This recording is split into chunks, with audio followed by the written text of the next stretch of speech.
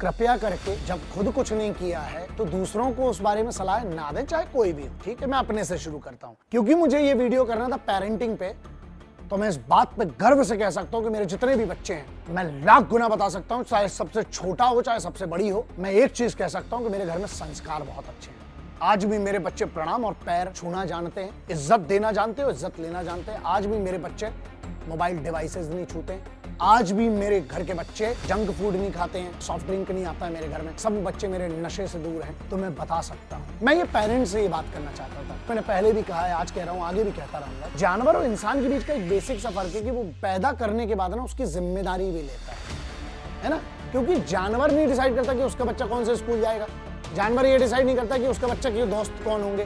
जंगल में थोड़ी होता है ना, वो तो खुद पैदा करके छोड़ देते हैं। नहीं, अगर आप इस कैटेगरी के पेरेंट हैं तो धन्यवाद आपका, फिर आपकी औलादें भी ऐसी होंगी, उसका कोई कुछ नहीं कर सकता। अब बात आती है जब हम एक अच्छे अभिभावक बनने की बात करते हैं, जब हम एक अच्छा पेरेंट बनने की बात करते हैं, तो यहां पर यह आता है कि हम अपने बच्चों को क्या सिखाएं, कैसे सिखाएं और कब सिखाएं। ये तीन चीजें याद रखिएगा। सबसे बेहतरीन जो एज है, मैं हमेशा कहता हूं 3 के पहले, 19 के पहले और छोटे से चलते।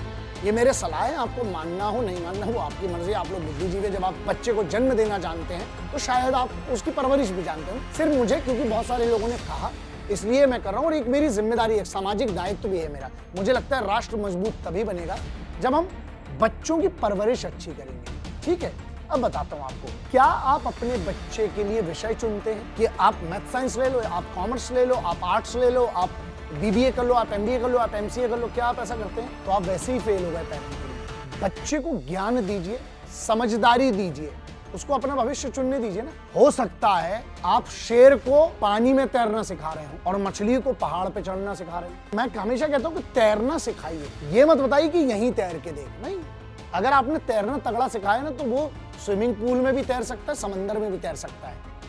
और जब तक थपेड़े नहीं पड़ेंगे, जब तक चोट नहीं पड़ेगी, अगर आप अपने बच्चे को बहुत प्रोटेक्टेड स्कूल में रखें ना, जिस स्कूल में सिर्फ 10, 20, 25 बच्चे हैं उसकी क्लास में और बड़ा एलीट स्कूल है, मैं उनकी बात नहीं कर रहा हूँ, मैं उन बच्चों की बात कर रहा हूँ जो बहुत छोटे शहरों से आते हैं। आप हमेशा याद रखिएगा, माँ बाप हमेशा वो सपना देखते हैं जो वो नहीं कर पाए, वो चाहते हैं उनके बच्चे करें। लेकिन हो सकता है आपको फौज में जाना था, आप नहीं जा पाए, तो आपको अपने बच्चे को ढकेलना क्यों? हो सकता है वो एक अच्छा साइंटिस्ट बन सकता है, डांसर बन सकता है, सिंगिंग करना है, उसको ना बांधिए मत। परिंदे पाएंगे अपनी मंजिल को, ये फैले हुए उनके पर बोलते हैं। पंख खोलिए ना, वो अपनी मंजिल को कैसे पाएंगे परिंदे, अगर उनकी पंख को बांध दोगे तो। बच्चों के सवाल अगर कोई पूछते हैं, आपके पास जवाब नहीं होता। आपको पता है, मेरे छोटे छोटे बच्चे जब थे, इनके सवालों का जब मेरे पास जवाब नहीं होता तो मैं हाथ जोड़ के बोलता हूँ, बेटा मुझे 1 दिन का टाइम दीजिए, मैं बताता हूँ।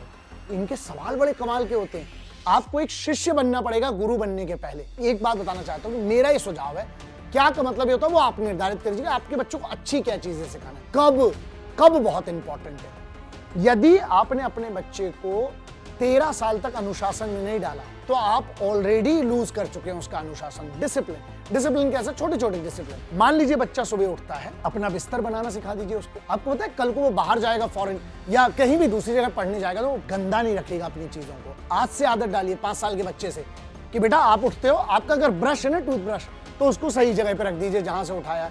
आपके जो इनर गारमेंट्स हैं उसको ऐसे ही मत फेंक दो कहीं पर, उसको सही जमा के रखिए। आपके जो जूते चप्पल हैं उसको शू रैक अगर है तो वहां रख दीजिए, वरना जूते जहां रखने की जगह है वहां पर रख दीजिए।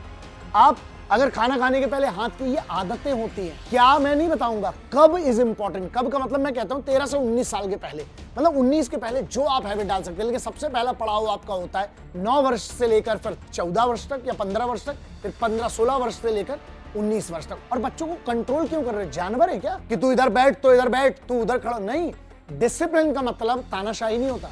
अनुशासन का मतलब ये होता है कि आप उनको करके दिखाएं। आप खुद स्मोक करते हो और आप चाहें आपकी औलाद नहीं पिए। मेरा तजुर्बा है, मैंने इसलिए शराब नहीं पी, मैंने इसलिए स्मोकिंग नहीं की क्योंकि मैं नहीं चाहता था कि जो मुझे गुरु मानते हैं, जिनको मैं मेंटोर करता हूं, जिनका मैं लाइफ कोच हूं, या मेरी खुद की औलाद है, वो करें। मैं मना कैसे करता? क्योंकि मैंने तो खुद अगर कोई आदमी सिगरेट पी रहा है, वो दूसरे को मना कैसे करेगा? तो पहले अपने गिरेबान को बोलते हैं ना झांकना। तो दोस्त, सबसे पहला, बच्चे आपका आईना होते हैं। आप जो करोगे ना वो वही सीखते हैं और आपको वही बताते हैं। उनको अगर आप ये सिखाओगे कि उनसे ये वाला झूठ बोल दो, तो वो तो झूठ आप सिखा रहे हो ना। कि अंकल को बोल दो कि पापा नहीं है घर पे, ये आप झूठ सिखा रहे हो, बच्चे नहीं सीख के आते हैं। तो यहां पर ये कि कब बहुत इंपॉर्टेंट है, कब। ठीक है, अब कैसे पे आते हैं, वो भी एक तरीका आपको समझ में आ गया। क्या सिखाना वो आप देख लीजिए। अच्छी आदतें बुरी आदतें सब आपको पता है, मैं थोड़ी बताऊंगा कि अच्छी आदतें क्या है बुरी क्या है, कई लोगों के साथ वो आप देखिए। लेकिन एज आपको लिमिट पता है, और कैसे सिखाने का मतलब सीधा सा है, जो आप करेंगे बच्चे वैसा ही करते, इसमें कोई डाउट नहीं है। तो इसलिए अच्छा करने की कोशिश कीजिए। आप चाहते हैं कि वो नशे में ना पड़े, तो आपके घर में कोई नशीला पदार्थ नहीं होना चाहिए। अगर आप चाहते हो कि आपका बच्चा फिटनेस की ट्रेनिंग करे, तो आपको करना पड़ेगी। अगर आप चाहते हो कि आपका बच्चा रात को उठकर फ्रिज में से निकाल कर किसी मीठी ठंडी चीज ना खाए, आइसक्रीम ना खाए, तो वो आपको करना पड़ेगा। अगर आप चाहते हो कि आपका बच्चा आगे चल के शराबी ना बने, तो आपको घर में दारू की बोतलें नहीं रखना, आपको पीकर घर में नहीं आना। अगर आप चाहते हो कि आपका बच्चा महिलाओं की इज्जत करे, तो आपको ये दिखाना पड़ेगा कि आप अपनी बीवी की इज्जत कर रहे हो, आप अपनी माँ की इज्जत करो, आप अपनी बेटी की इज्जत कर रहे हो। और ये ना, ये ढकोसला मत करिए, इज्जत का ढकोसला बोलता हूँ मैं। ये 3 सेंटेंस ने इस देश को बर्बाद कर दिए, मुझे जितना समझ में आता है। अबे हमने तुम्हें पैदा किया है, तूने मुझे पैदा किया कि मैंने तुझे पैदा किया, ये क्या सवाल है भाई? मत करते।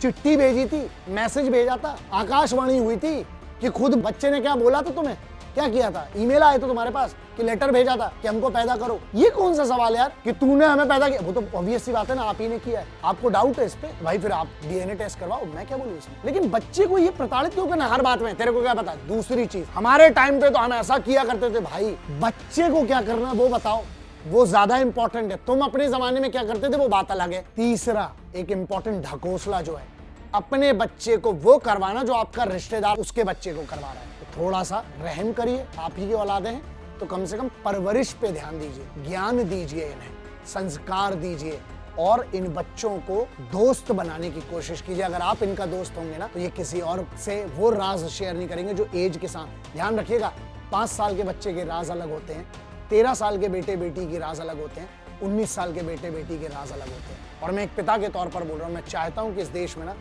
अगर माँ बाप ही अपने बच्चों के साथ बढ़िया दोस्त बन के रहें, इससे बढ़िया कोई रिश्ता नहीं। तो आप भी कोशिश करिएगा, आप इस बात को फॉलो करें, और जितने लोगों को आप ये समझा सकें अपने समाज में कि दोस्त, parenting is the future, that's the most important thing, you can actually decide the future of this country by being a good parent. बाकी मर्जी आपकी, आप लोग समझदार हैं। मेरा ये काम था आपको ये बात बोलना, बाकी आप लोग देख लीजिएगा। जय हिंद, वंदे मातरम, इंकलाब जिंदाबाद, भारत माता की जय।